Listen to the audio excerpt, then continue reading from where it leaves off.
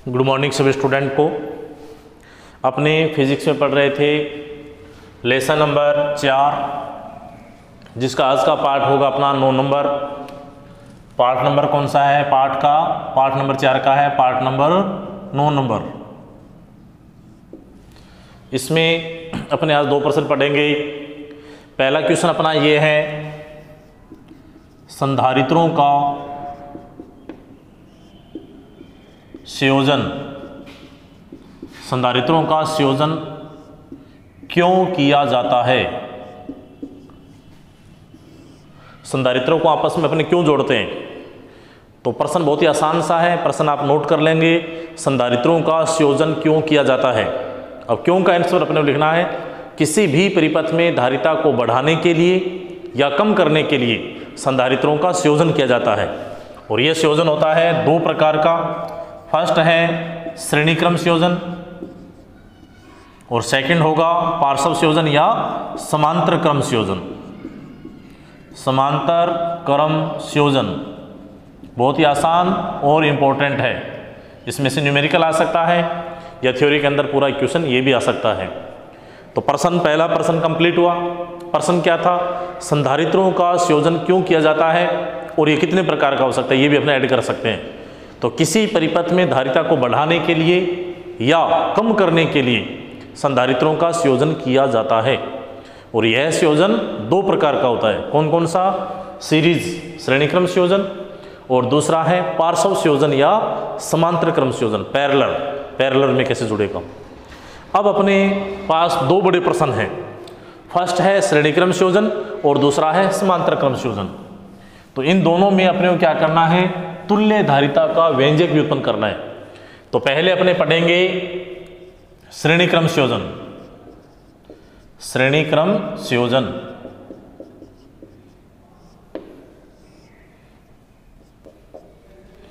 Question ये है अपना, संधारित्रों का श्रेणी क्रम संयोजन किसे कहते हैं? संधारित्रों का श्रेणी क्रम संयोजन किसे कहते हैं? और परिपथ में तुल्य धारिता का व्यंजक व्युत्पन्न कीजिए या परिपथ में तुल्य धारिता ज्ञात करने का व्यंजक व्युत्पन्न कीजिए और इसकी विशेषताएं लिखिए। ये अपना प्रश्न है। तो सबसे पहले अपन इसकी परिभाषा लिखेंगे। 2 या 2 से अधिक संधारित्र लेकर जब एक लाइन में ऐड कर देते हैं, एक लाइन में जोड़ देते हैं, तो वह संधारित्रों का श्रेणी क्रम संयोजन कहलाता है। ये परिभाषा है, नॉर्मली आपको याद रखना है कि जब 2 या 2 से अधिक संधारित्र लेकर उनको एक लाइन में ऐड कर देते हैं, जोड़ देते हैं, तो वह संधारित्रों का श्रेणी क्रम संयोजन कहलाता है। दूसरी परिभाषा अपने ये भी लिख सकते हैं। इसके लिए मैं डायग्राम बना रहा हूँ। अपने यहाँ पर इस प्रकार से संधारित्र लेंगे। ये पहला संधारित्र है, संधारित्र यानी कैपेसिटर। ये दूसरा संधारित्र है और ये है तीसरा संधारित्र। 2 या 2 से अधिक संधारित्र अपने को लेने हैं। तो पहले संधारित्र की धारिता है C1, दूसरे की धारिता है C2 और तीसरी धारिता है C3। संधारित्र में समांतर प्लेट संधारित्र में क्या है? 2 समान आकार की प्लेटें हैं। पहली प्लेट पे आवेश कैसा है? पॉजिटिव, दूसरी पर नेगेटिव। इसी प्रकार दूसरे संधारित्र की जो पहली प्लेट है उस पर आवेश कैसा है? पॉजिटिव, दूसरी पर आवेश कैसा है? नेगेटिव। तीसरे संधारित्र की पहली प्लेट पे आवेश कैसा है? पॉजिटिव और दूसरी पर कैसा है? नेगेटिव। जब 2 या 2 से अधिक संधारित्र लेकर उनको एक लाइन में जोड़ देते हैं, लाइन में ऐड कर दिया, तो ये क्या कहलाएगा? श्रेणी क्रम संयोजन। या दूसरी परिभाषा क्या लिख सकते हैं अपने? माना कि C1, C2 व C3 धारिता वाले 3 संधारित्र हैं। तो C1 धारिता वाले संधारित्र की ऋणात्मक प्लेट को C2 धारिता वाले संधारित्र की धनात्मक प्लेट से और C2 धारिता वाले संधारित्र की ऋणात्मक प्लेट को C3 धारिता वाले संधारित्र की धनात्मक प्लेट से जोड़ दें, ऐड कर दें, तो वह संयोजन क्या कहलाएगा? संधारित्रों का श्रेणी क्रम संयोजन कहलाएगा। क्या है? वापस बता रहा हूँ। जब C1, C2, C3 धारिता वाले 3 संधारित्र लेकर पहले संधारित्र की ऋणात्मक प्लेट को दूसरे संधारित्र की धनात्मक प्लेट से और दूसरे संधारित्र की ऋणात्मक प्लेट को तीसरे संधारित्र की धनात्मक प्लेट से जोड़ दें, तो प्राप्त संयोजन क्या कहलाएगा? संधारित्रों का श्रेणी क्रम संयोजन कहलाएगा। इसके लिए अपने क्या करेंगे? 3 संधारित्र लेंगे, C1, C2, C3 धारिता वाले संधारित्र। अब तीनों को अपने ऐड कर दिया है, लेकिन जो C1 की धनात्मक प्लेट है और C3 की ऋणात्मक प्लेट है, इनके बीच में अपने को क्या करना है? यहाँ पर एक एमीटर लगाना है। एमीटर को अपने इस प्रकार से बैटरी से ऐड करना है। बैटरी है ये, जो बड़ा सिरा होगा वो पॉजिटिव होगा, दूसरा नेगेटिव होगा। यहाँ पर अपने कुंजी लगानी है। यहाँ पर अपने धारा नियंत्रक भी लगा सकते हैं, लेकिन मैं इसको सीधा ही ऐड कर रहा हूँ, बस धारा नियंत्रक नहीं लगाया है। एक चीज़ आपको याद रखनी है कि बैटरी का पॉजिटिव हमेशा एमीटर के पॉजिटिव से ही जुड़ेगा, तो यहाँ पर प्लस लेना है और यहाँ पर अपने क्या ले लेंगे? माइनस ले लेंगे। अब जैसे ही सर्किट में कुंजी लगाएंगे तो यहाँ पर बैटरी से धारा जाएगी, विद्युत धारा कितनी है? I। जैसे ही विद्युत धारा यहाँ पर C1 संधारित्र में जाएगी, C2 में जाएगी, C3 में जाएगी, तो संधारित्र के सिरों पर क्या उत्पन्न हो जाएगा? विभवांतर, यानी विद्युत विभव। तो विभवांतर का मापन करने के लिए अपने क्या करेंगे? 3 अलग अलग वोल्टमीटर लगाएंगे। वोल्टमीटर परिपथ के कौन से क्रम में होता है? समांतर क्रम में। तो यहाँ पर C1 धारिता वाले संधारित्र पर जो विभवांतर है उसको मापने के लिए अपने वोल्टमीटर V1 लगा दिया। इसी प्रकार C2 धारिता वाले संधारित्र के समांतर क्रम में वोल्टमीटर लगा दिया V2, और इसी प्रकार यहाँ पर तीसरा वोल्टमीटर लगा देंगे अपने V3। तो 3 वोल्टमीटर यूज किए गए। वोल्टमीटर कितने हैं? 3। एमीटर कितना होगा? 1 ही होगा, क्योंकि एमीटर हमेशा परिपथ के कौन से क्रम में होता है? श्रेणी क्रम में। और वोल्टमीटर हमेशा कौन से क्रम में होगा? समांतर क्रम में होगा। ये वोल्टमीटर आ गया V1। अब इस सर्किट के अंदर धारा का मान क्या रहेगा? कॉमन रहेगा। विद्युत धारा क्या रहेगी? नियत रहेगी। लेकिन विभवांतर क्या है? अलग अलग है। कुल जो विभवांतर होगा, कुल जो वोल्टेज है, वो अलग अलग वोल्टेज के योग के बराबर होगा। तो इसको अपन ऐसे लिख सकते हैं इस लाइन को कि V इजिकल टू क्या होगा? V1 plus V2 plus V3। इसको अपने मान लेंगे समीकरण नंबर 1 नंबर। कुल वोल्टेज क्या होगा? कुल विभवांतर, यानी संधारित्रों के सिरों पर जो कुल विभवांतर है वो अलग अलग विभवांतरों के योग के बराबर होगा। अब अपने को इस समीकरण में 4 मान निकालने, V का मान निकालेंगे, V1 का मान निकालेंगे, V2 का मान निकालेंगे और V3 का मान निकालेंगे और इसके अंदर रख देंगे। तो सबसे पहले अपने वैल्यू निकालते हैं V1 की। तो C1 धारिता वाले संधारित्र के सिरों पर उत्पन्न विभवांतर कौन से फॉर्मूले से निकालेंगे? धारिता के सूत्र से। अब धारिता का सूत्र क्या होता है? C इजिकल टू होता है Q अपॉन V। अब यहाँ पर मैंने आवेश लिखा है, सॉरी यहाँ पर मैंने धारा लिखा है, और धारा बराबर क्या होता है? I बराबर होता है Q बटा में T। जब T का मान नियत होगा I किसके बराबर आ जाएगा? Q के बराबर। यानी यहाँ पर अपने I के स्थान पे क्या लिख सकते हैं? Q भी लिख सकते हैं। तो यहाँ पर अपने क्या लिख देंगे? Q लिख देंगे आवेश। यानी एमीटर से आवेश जा रहा, बैटरी से आवेश जा रहा है कितना? Q आवेश जा रहा है, और उसका मापन कौन कर रहा है? एमीटर कर रहा है। तो संधारित्र C1 के सिरों पर उत्पन्न विभवांतर का मान निकालना है।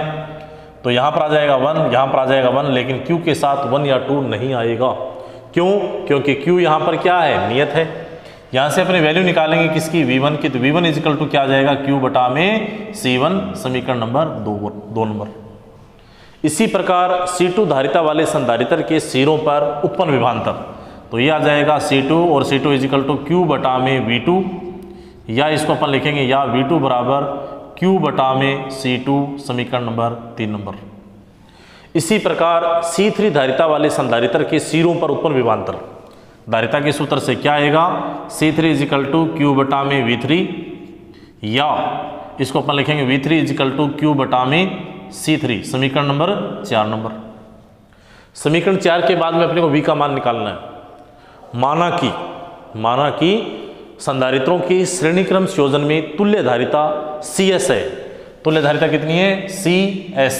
S का मतलब है सीरीज, यानी श्रेणी क्रम संयोजन में कुल विभवांतर V है और कुल आवेश कितना है? Q है। तो CS इजिकल टू क्या आएगा? Q बटा में V, या इसको अपन लिखेंगे V इजिकल टू Q बटा में CS, समीकरण नंबर 5 नंबर। अब अपने क्या करेंगे? समीकरण 1 के अंदर समीकरण 2, समीकरण 3, समीकरण 4 और समीकरण 5 से मान रख देंगे। तो इसको अपन ऐसे लिख सकते हैं, समीकरण 1, 2, 3, 4 व 5 से। समीकरण 1, 2, 3, 4 व 5 से क्या लिखेंगे? बहुत ही आसान सा है, v का मान रखना है। समीकरण 1 क्या था? v बराबर था v1 plus v2 plus v3। तो v का मान क्या आएगा? q बटा में cs। v1 का मान क्या आएगा? q बटा में c1। v2 का मान क्या आएगा? q बटा में c2। और v3 का मान क्या आएगा? q बटा में c3। q यहाँ से क्या आ रहा है? कॉमन आ रहा है, इसको अपने ऐसे लिख सकते हैं q बटा में cs इजकल टू, यहाँ पर आ गया q, ब्रैकेट में अपन लिखेंगे 1 बटा में c1 प्लस 1 बटा में c2 प्लस 1 बटा में c3। q से q क्या हो जाएगा? कैंसिल। q से q अपने क्या करेंगे? काट देंगे। तो ये आएगा 1 बटा में cs इजकल टू 1 बटा में c1 प्लस 1 बटा में c2 प्लस 1 बटा में c3। ये तुल्य धारिता का व्युत्क्रम आ गया। ये समीकरण नंबर अपने पास है 6 नंबर। समीकरण 6 ही संधारित्रों के श्रेणीक्रम संयोजन में तुल्य धारिता के व्युत्क्रम का व्यंजक है। समीकरण 6 से स्पष्ट हो रहा है कि श्रेणीक्रम संयोजन में तुल्य धारिता का व्युत्क्रम अलग अलग धारिताओं के व्युत्क्रमों के योग के बराबर होता है। बहुत ही आसान। क्या स्पष्ट हो रहा है समीकरण 6 से? समीकरण 6 से यह स्पष्ट हो रहा है कि संधारित्रों के श्रेणीक्रम संयोजन में तुल्य धारिता का जो व्युत्क्रम है वो अलग अलग धारिताओं के व्युत्क्रमों के योग के बराबर होता है। तो ये अपना टॉपिक था। अब अपने इसकी विशेषताएं लिखेंगे।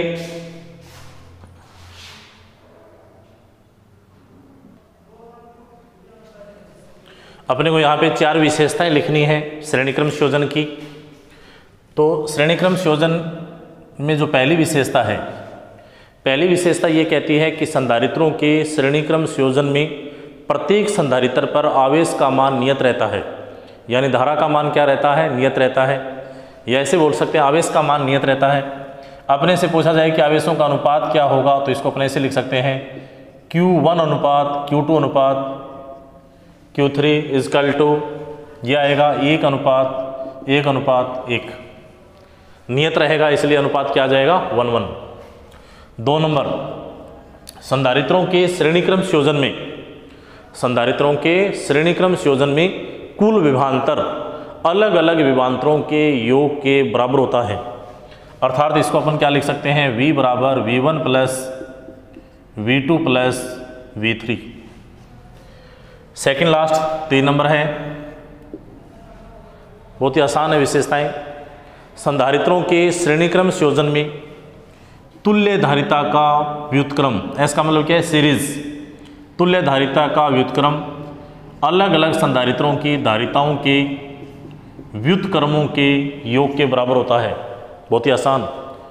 संधारित्रों के श्रेणीक्रम संयोजन में तुल्य धारिता का व्युत्क्रम अलग अलग संधारित्रों की धारिताओं के व्युत्क्रमों के योग के बराबर होता है।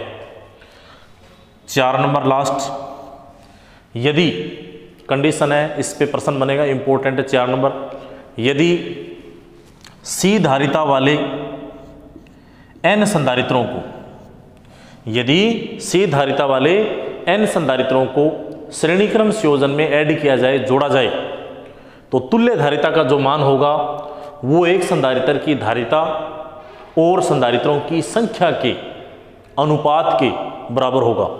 अर्थात CS इजिकल टू क्या होगा? C बटा में n। ये आपको याद रखना है। वापस रिपीट कर रहा हूँ, यदि समान धारिता C वाले n संधारित्रों को श्रेणीक्रम संयोजन में ऐड किया जाए या जोड़ा जाए, तो परिपथ की जो तुल्य धारिता है वो एक संधारित्र की धारिता और संख्याओं के अनुपात के बराबर होती है। इसी के साथ आज का टॉपिक खत्म। आज का प्रश्न है अपना, सिंपल सा प्रश्न दे रहा हूं, ध्यान से प्रश्न आपको पढ़ना है। संधारित्रों के श्रेणीक्रम संयोजन में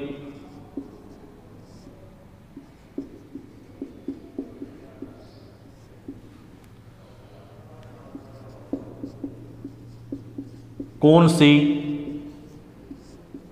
भौतिक राशि